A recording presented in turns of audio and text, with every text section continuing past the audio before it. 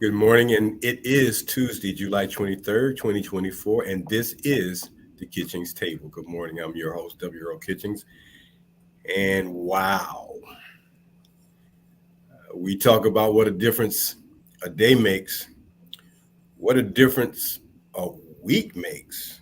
I mean, in a matter of 8 days, we have had some significant, and that's significant with a capital S, news to break in the country, and man, it is just unbelievable how quickly some things can change, do change, and will change. Excuse me. As we know, a week ago, a week ago, in a couple of days on Saturday, the 20th, I believe. Yeah, the 20th, the ex president was in a so called attempted assassination attempt. And excuse me if I don't call it that because I think it was a setup. Hollywood was somewhere around making that happen. But that attempt happened, and it brought a lot of attention to him and his campaign and those people who want to support him and blah, blah, blah, blah. Well, and as he was talking about what he wants to do to change the dynamics of this country going forward as the next president and making all these pontificating all of these, let me put it that way, pontificating all of these things he wants to do and see happen and revving up that base of people in that small town in Pennsylvania. And let's understand this. There was not a large crowd at that rally in Pennsylvania. Don't get it twisted. Don't get it mistaken. It wasn't a super huge crowd.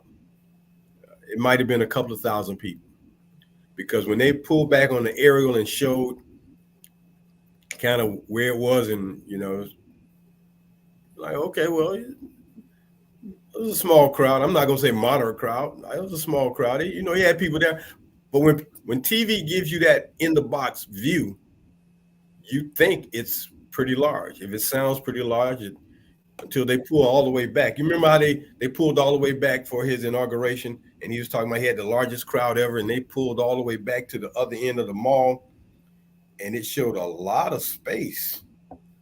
Unlike what had happened for President Obama, President Obama was standing room only for the most part.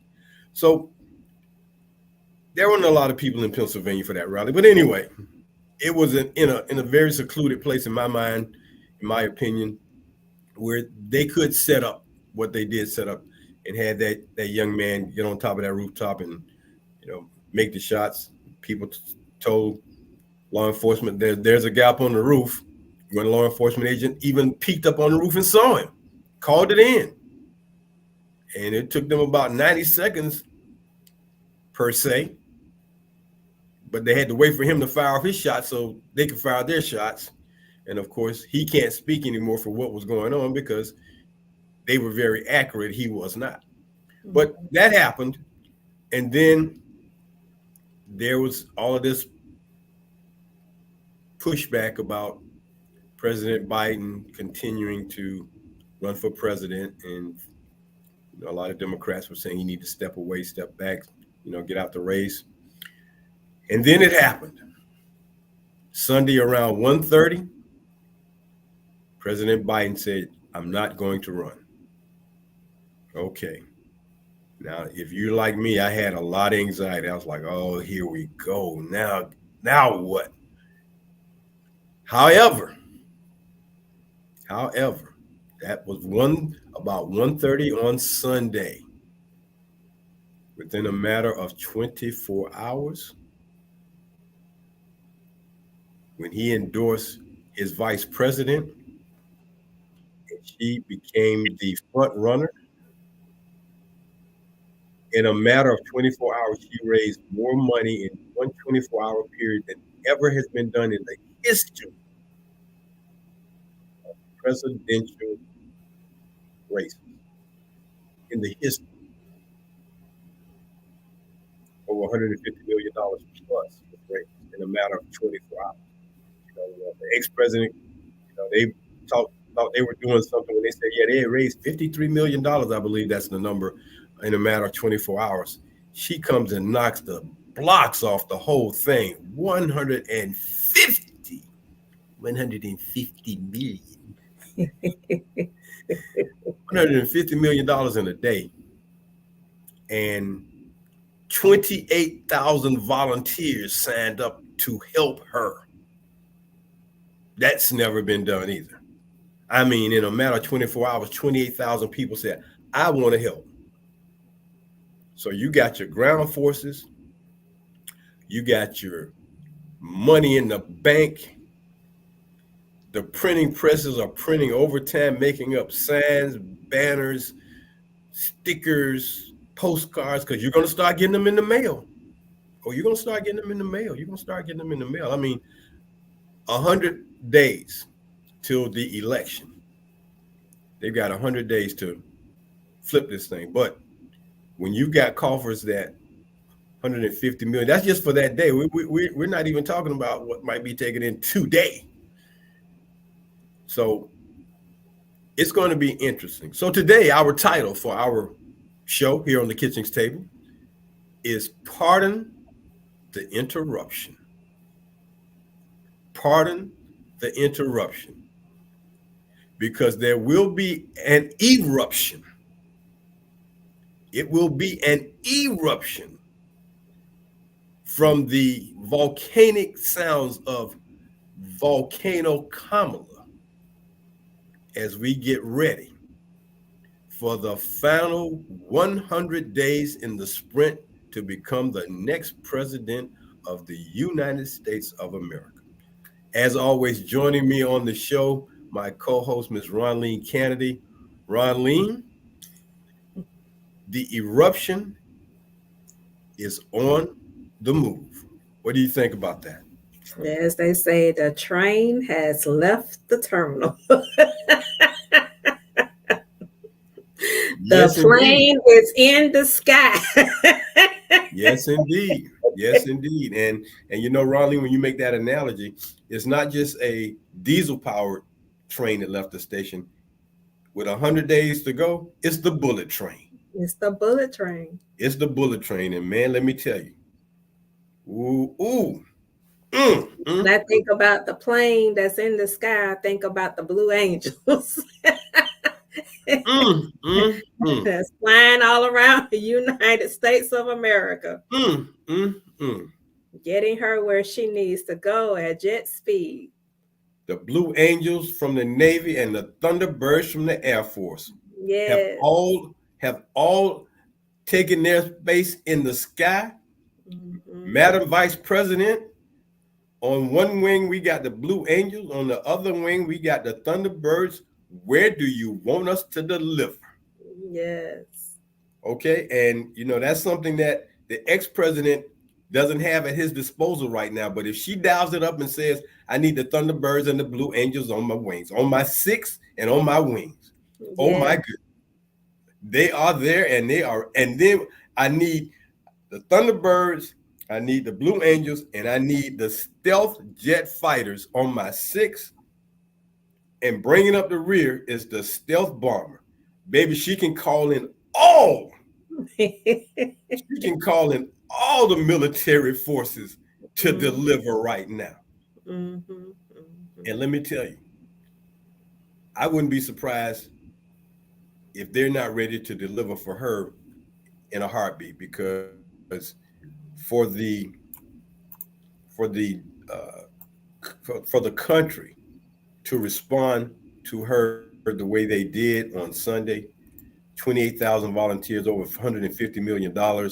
I mean, and then they talked about 60% of the people who donated had never donated before. Mm-hmm. Mm-hmm. That is another thing that you'll be like, okay, so these are new people. This is some new money coming in. People are ready to be energized.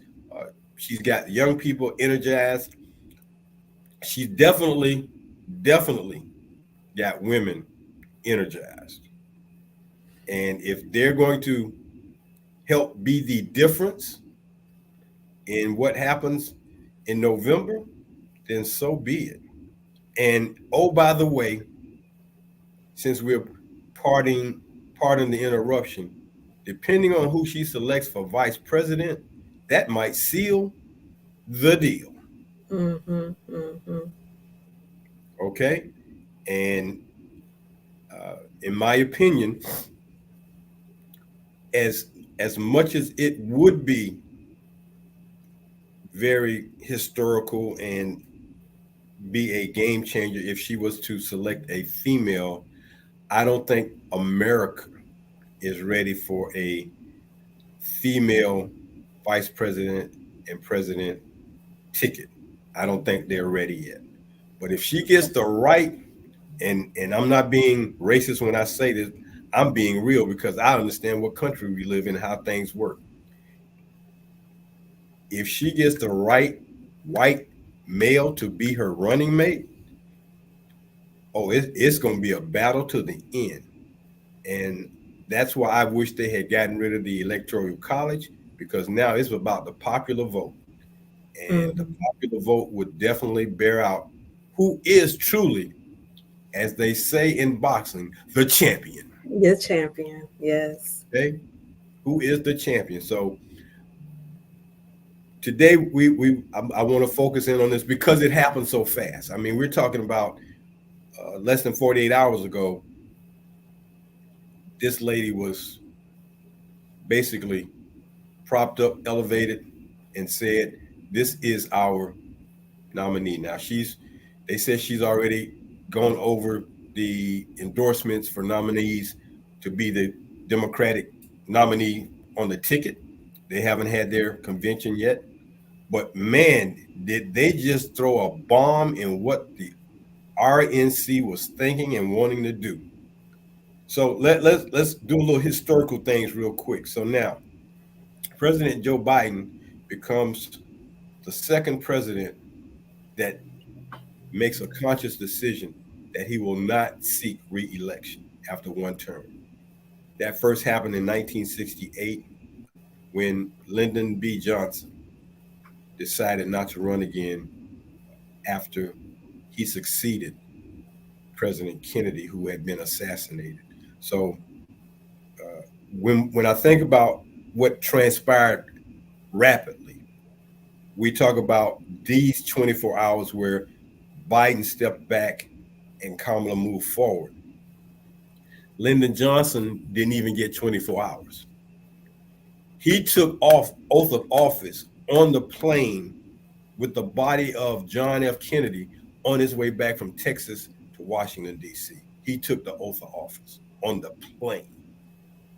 That's how quickly that thing moved. So he served out that term and then was elected president in 64. And it is because of Lyndon B. Johnson that we have some of the things from a civil rights standpoint, from a standpoint where we have been able to get some equal traction in this country. It was because of Lyndon Johnson. Ronline? Mm. Thank you for sharing that history because, of course, that was before I was born. And, I like to hear about things like this, from the people that were there at the time and what they experienced, especially for the young parents of that time, wondering what they've already come through as children and now young adults of children, of their own children. And of course, every parent looks forward to multiple generations of their time, grandchildren, great grandchildren, and hoping that they can see at least to their third, maybe fourth generation, depends on how young they are at that time. um, you're worried about their future and what it looks like. And you definitely don't want the time that you all came through, You definitely won't want that time to look like where you've been, where you came from, or where your parents Mhm. came from, or your Mhm. grandparents. So in this case, I can imagine with all of the changes that were happening during that time of um, everything that was being fought for, civil rights, um, where to live, how to vote, if I can vote, becoming a homeowner, being able to get educated so that you can get a higher paying job. All of those things were on the line. And it was all about our civil liberties if we were going to be here in the United States of America, because this is our home. This is where we were born. So to look back at that era, um, like I said, I wasn't born yet, but to back at that era, to know what you all have come from, it's Hmm. like, yes, it's worth moving that torch. Got to keep that torch lit. You can't let it go out, because we'll end up in situations in which that project 2025 that's going to be launched in the event that this election goes the wrong way. Well, I'm not going to ever speak that into being. I'm not going to speak the ex-president ever being the next president. I'm not going to speak that into existence. But as you were speaking about living through some times, I it came to my mind from a historical perspective about this. So since 1963, for those of us who are baby boomers from the 50s era, we have now lived through four four assassinations and or attempts, really five, on individuals who were running or who were president. John F. Kennedy was first in 63. His brother Bobby was running for president when he was running for president when Johnson decided to bail out. Bobby Kennedy stepped up and he was running, but Bobby Kennedy was assassinated. George Wallace decided he wanted to run for president. Someone shot him and made him, um, handicapped from the waist down. That was three. The attempt on President Reagan, I have questions about that one, and now this one about the ex-president. So that's been five times in 60 years that there has been this type of violence towards someone seeking or already in the office of president. And the irony of it is, the irony of it is, those individuals who are on the Democratic side never came back to us. Those who are on the Republican side basically got flesh wounds. George Wallace was running as an independent. The former staunch governor of Alabama, who used to make some real demonstrative statements about who would be attending schools in Alabama. So here we are with this situation, and now we have the first black woman, and however you want to slice and dice it, whatever ethnic ethnicity you want to put on her, but she aligns herself by saying she's a black woman to not just become the first vice president, first female vice president, but now she will become the first black woman to hold the party's nomination for president of the United States with the absolute opportunity for doing what I in my lifetime thought once one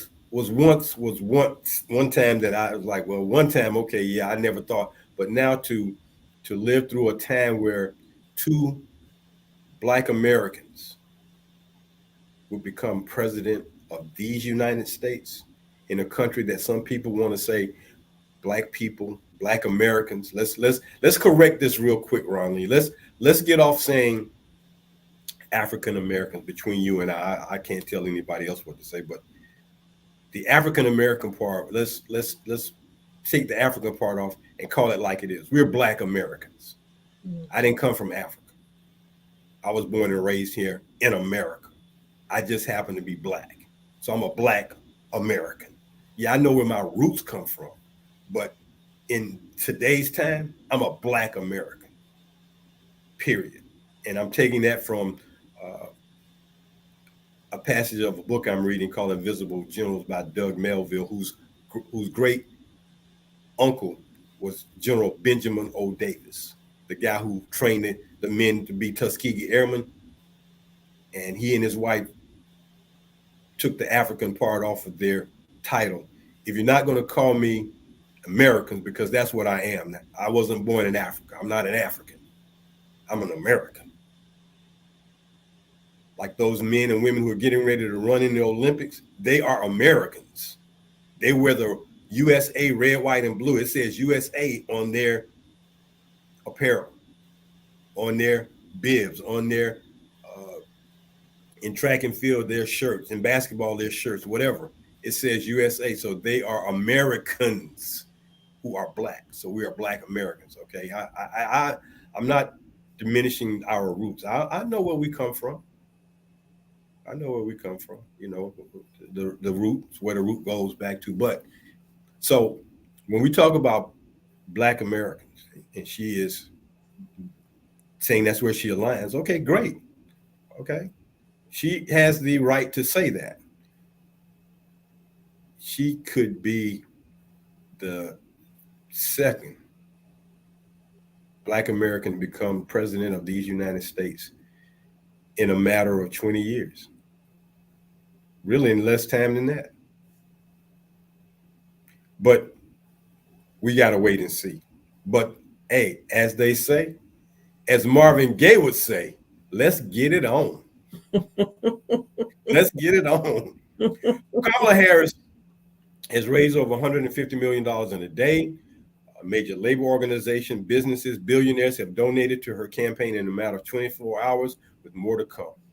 So now the political fallout, I wanted to put that out there, the political fallout on both sides. And I'm going to start with the Democrats first. I'm going to say the Republicans for last, the GOP, the grand old party, the Republicans who are in a tizzy right now. But political fallout from this is this. The Democrats have breathed new life into the party. They are energized, synergized, and ready to go. They are, as that one song, Happy Days Are Here Again. Thank you, Kamala. And a woman who speaks with integrity and sincerity, who speaks from her heart. She it's not made up, she when she sheds a tear, she sheds it genuinely. I don't know if that guy that they're running over on the other side has ever shed a tear. Like I said, I'm gonna say the Republican stuff for last. Democrats are overly enthusiastic. They're also seeking more political clout in Congress now. They feel like they can make some moves and make this thing work so that they can, boy, oh boy, let me tell you, if they get control of the Senate and the House and the presidency, changes are going to be made. I guarantee you that some strong changes are going to be made. And one of the strongest changes that will probably be made is if they can't change the number of Supreme Court justices, they're definitely going to change how they are monitored, and that they're going to have to be they're going to be upheld to and accountable to somebody who's overseeing them. And then the Democrats have a lot of work to do in 100 days. But if Sha'Carri Richardson can run the 100 meters in 9 seconds, 9.9 seconds, and be the fastest woman in the world, the Democrats can do the same thing in this 100 days.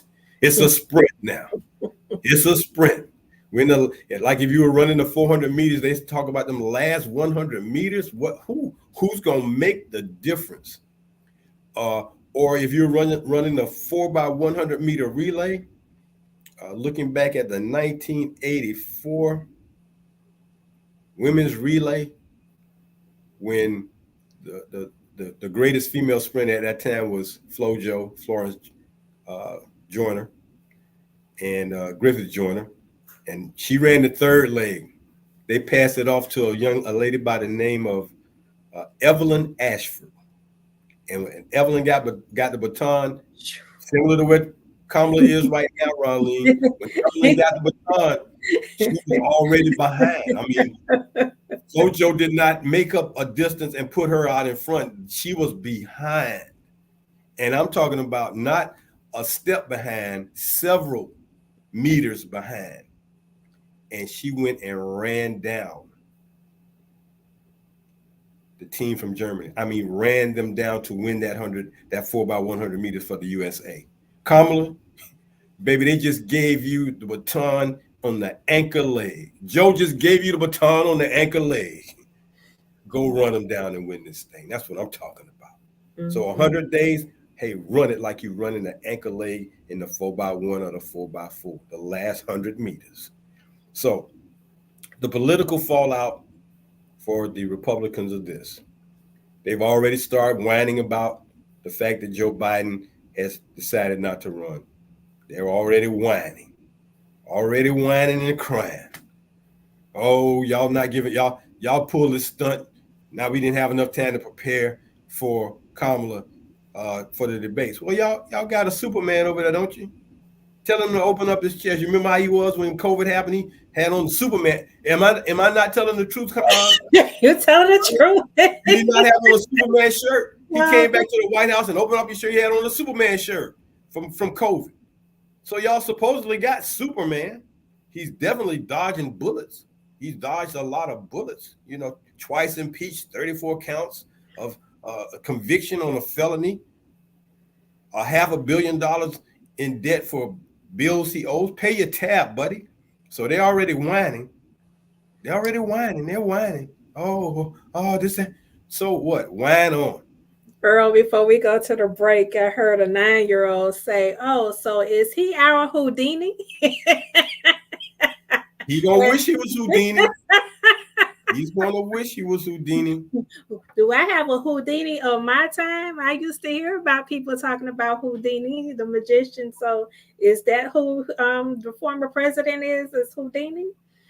And I'm like, okay, that's the way a 9-year-old perceive. You know, they are always honest. Always.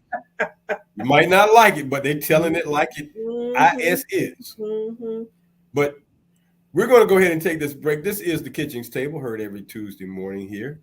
We are thankful that you joined us. I'm your host, W.R. Kitchings, along with my co-host, Ms. Ronline Cannady, and we try to bring you things of note, of interest, that may cause you to think, to give some thought to a topic or a subject, as we're doing today.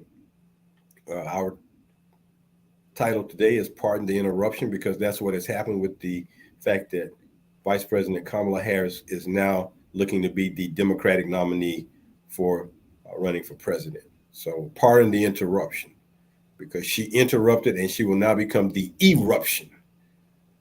Okay, she will now become the eruption on the political scene. For the next 100 days, she's going to make the news every day for the next 100 days. So, you know, they're going to slide him in there when they can, but, you know, every day she's out there, they're going to talk about her, and then they're going to talk about what that other guy's saying. They're going to say, Kamala said this today, and what was the retort from the Republicans? So this is what we do here at the Kitchings Table. We like to bring you thought-provoking topics and keep you on your toes and keep things moving forward. So in our discussion today, we're talking about the political fallout. The Republicans are whining. The Speaker of the House is talking about he wants to sue the Democrats because of how they've done this. How you gonna sue them, man? I mean, y'all say some things that are just really I won't use the I word, but anyway, y'all figure what the I word is. They sound like they're already worrying about the next debate, because let me tell you, President Biden didn't deliver like the Democrats wanted him to in the debate several weeks back.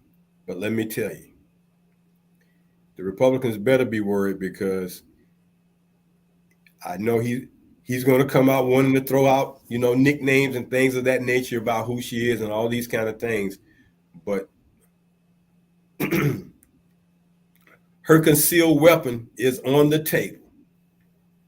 And when she shoots, well, she's going to hit the bullseye too many times for them to be in denial. Too many times. She's coming from a perspective of a former district, Attorney General of the state of California. She's prosecuted, as she said. She's dealt with that type. So, yeah, you better be worried. And then they now want to be uneasy about the vice president's election. Well, your son and the Speaker of the House told you to pick this guy, J.D. Vance, and now y'all got him, and now y'all worried. Because as it was said in one of the political and analytical shows last night, he don't bring no voters to the table. Mm. As a vice president, he don't bring nobody to the table. He might bring some money to the table, and now Kamala got money too. She got money too. So, but when she selects her vice president, guarantee you that person gonna bring some votes to the table. So they are worried, and good for it. I'm glad they're worried. I hope they're shivering and shaking and biting their fingernails and worried, because guess what, man? You can't bring up no dirt on her. You can't bring up no negativity on her. I mean, you're gonna try, but be careful. For every negative dart you throw, she's gonna throw back 2 or 3, and they're gonna hit the mark, and y'all gonna be calling 911. Y'all gonna have to ask for the what's that machine when your heart stops, and then you got to be resuscitated. Mm-hmm. You done had cardiac arrest. Arrest, and now you need a defibrillator. Yeah. You thought that, as my co-host has said, well, there's a shard of glass that pierced his ear. Yeah, well, this ain't no shard here, brother. Mm-hmm. This is a dagger. Mm-hmm. And you're going to need that defibrillator to resuscitate y'all. Mm-hmm. So y'all whine and cry all y'all want to, but like I said at the beginning of the show, when she gets on Air Force One and she calls in the might of the air for the United States military, the stealths, the F-16 Raptors, the Blue Angels, the Thunderbirds on her wings and on her 6, and with the stealth bomber trailing all of that, boy, oh boy. It makes me think about that song that the Gap Band made, Ronline. You dropped a bomb on me. You dropped a bomb. Oh, they're talking about, it's gonna get ugly. Oh, it's gonna get ugly. They talk about how ugly it's gonna get because they know how the ex-president is going to be with things. He said, oh, it's gonna get ugly. Yeah, I never saw a war that was won that there wasn't ugly.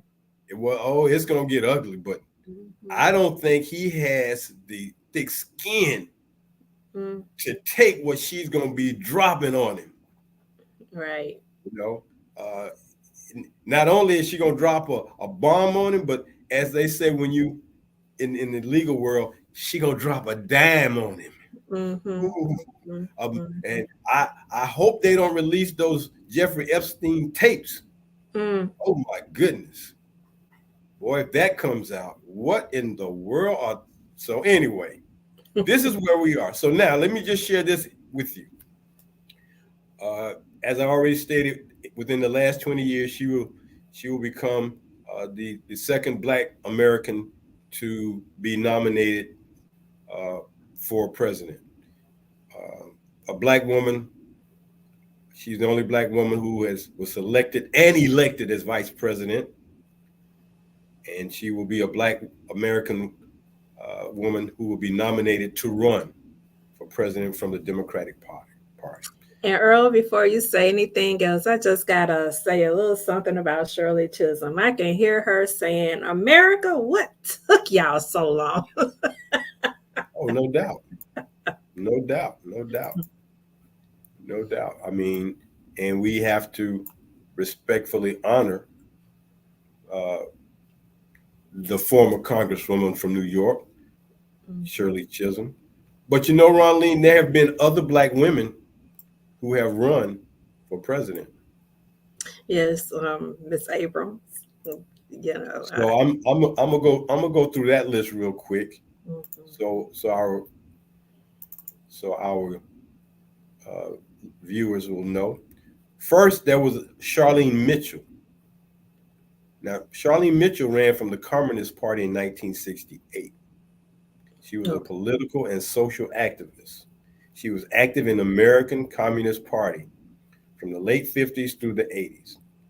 Okay. She was nominated by their party to run for president. They don't speak about her much because Shirley Chisholm overshadowed that in 72. She Okay. represented the 12th district in New York from 68 to 80, but she became the first black woman to seek the Democratic nomination. And her slogan at that time was unbought and unbossed. Mm-hmm. And at that 1972 convention, Ronline, this is important, she won 152 delegates. Mm-hmm. So let's not ever forget Madam Chisholm. Then there was Lenora Fulani from the New Alliance Party. She ran twice in 88 and 92. She was a psychologist and a children's activist. So she ran. And then there was Carol Mosley Braun, who ran in 2004. And she was a congresswoman from Illinois, a senator from Illinois. And she ran in 2004. She garnered 100,000 votes in the primaries. So that's one. You count Fulani running it twice. That's 3, 4, 5. So 5 times a black woman has stepped up to the plate. 5 times on the female side. Only Jesse Jackson and Barack Obama on the male side. Mm-hmm. And So you those know are what?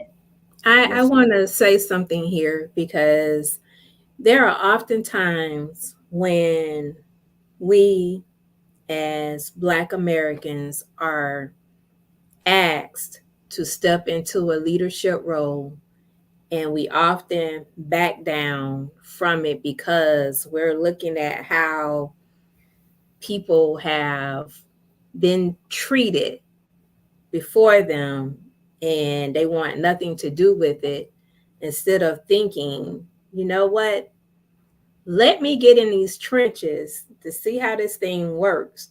So, if nothing else, I may not be able to hold the position.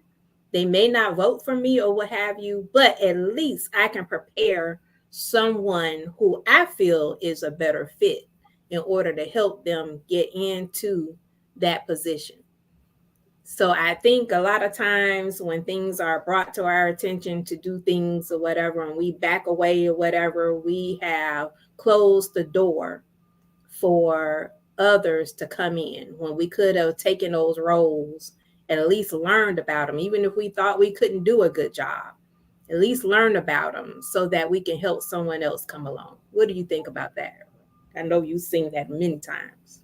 Well, you speak very poignantly about that particular topic and title where we tend to shrink and step back or minimize and choose not to. We come up with all kinds of rhymes, reasons, and excuses as to why we want. But at the same time, there's always been somebody who does.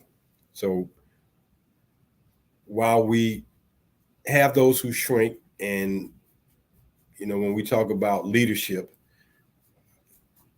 some people just like to talk about their actions in leadership, whereas other people will speak out and show their actions and speak on their actions and speak out from a leadership perspective. So you have to make a choice. And as I shared with a young man on yesterday,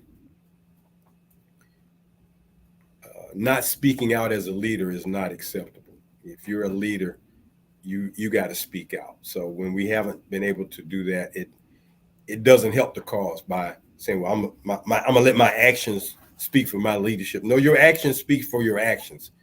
A leader has to be heard. A leader has to speak out. A leader has to say things, and that's where we are. So yes, you make a very strong point, and it's very valid. And we have to do better. If you're going to be a leader, you got to do better. So Well, thank you.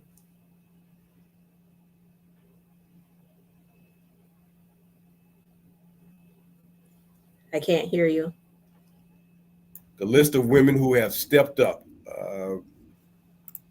with wanting to make a difference, and I'm gonna speak on the more popular ones. So there was Hillary Clinton, of course.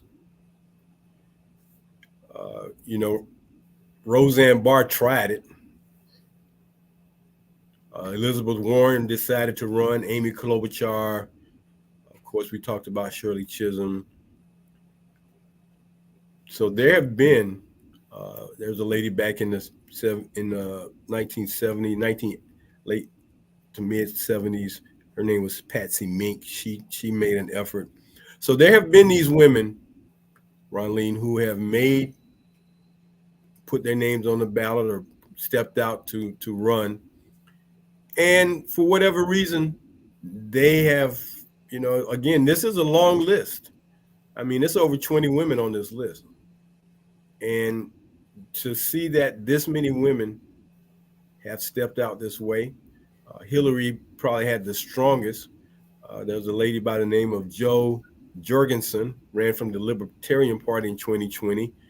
Uh, so they have stepped out, they have stepped up, and they have put themselves in a position where they felt like, hey, I'm gonna give it a shot. I mean, because as they say, the only thing beats a try is a what?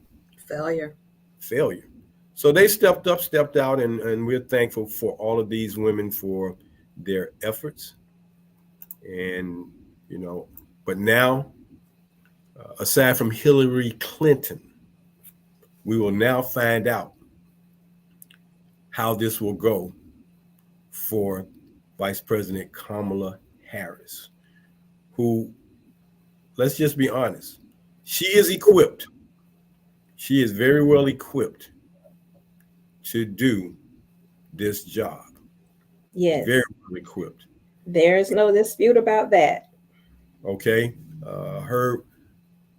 her experience in politics, her experience as a prosecuting attorney, her experience as the Attorney General of the state of California, her being the vice president for the last 3+ years has given her insight into things. I think um, there will be a tremendous amount of respect for her because she sat in that chair. Mm-hmm. She sat in that chair. And, we've seen Hollywood make some movies where uh, a woman has had to step in to be the president because the president was not able to. So the movie is now coming to life, but the challenge that she faces is getting more people to step up and step out. So if she can get those individuals who constitute a large contingency of what has not been very participatory in past presidential elections, if she gets, Joe Biden won with almost 80 million. I mean, who's to say she won't get 90 million people? But it's Yes. not the popular vote that counts, it's that doggone electoral college. And that's the only thing that concerns me. But I'm going to speak this into life. I'm going to speak this into life. When Vice President Kamala Harris accepts the nomination, when Vice President Kamala Harris is elected President of these United States, when she leads us to a new day of America, because we are destined for a new day. We have seen the great dark day. We experienced that for 4 years from the leadership of a non leader, from a guy who likes to talk the talk, but can't walk the walk. Um, that's where we are. So, Ronline, it is your time. I'm going to turn it over to you. Okay. Well, I know you wanted to make a recognition for um, the Congresswoman Sheila Jackson for Texas. Well, our deepest condolences go out to Representative, Congresswoman, I'm sorry, from the House, Sheila Jackson, who recently passed. Our condolences go out to her family, and we hope that you are blessed to be sustained with strength and mercy through this difficult time. Uh, we appreciate all what she did in her time of serving in Congress. So, as we lost one great female, another great female rises. Yes. Another great female rises. So, And many to come. absolutely. All right. Now, the person I want to present today for our Black History acknowledgement is Rachel Scott. She is the senior congressional correspondent for ABC News, and I I enjoyed hearing her on Sunday what all of this was going on. She was named the National Association of Black Journalists, the NABJ, the Emerging Journalist of the Year of 2020. She received the inaugural Emmy Award for the Emerging Journalist. And, here's what I loved when I was listening to the way she was presenting everything that day. She did that intelligently. She did it with grace, and she called it the way she saw it. She didn't have any um, she didn't have any holes on what she had to say about what was going on, and we need that. We need someone that's going to tell it straight. In 2024, Rachel's Scott won, received the Washingtonian's Outstanding Journalist in Broadcast Television, and many other honors as well. So thank you so much for allowing me to bring her to us today. And Earl, I turn this over to you. Well, Ronnie, thank you for bringing such a powerful media personality to us this morning, because we're going to see more and more of the array of different females covering these next 100 days. And it is just going to be phenomenal to see them and to hear them, and to hear how the media is going to cover this. So if you're not paying attention, if you're not watching the news, now's the time to do it.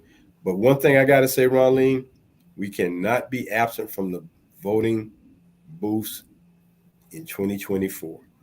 No, this is not the time. This is an all out call. We need everyone.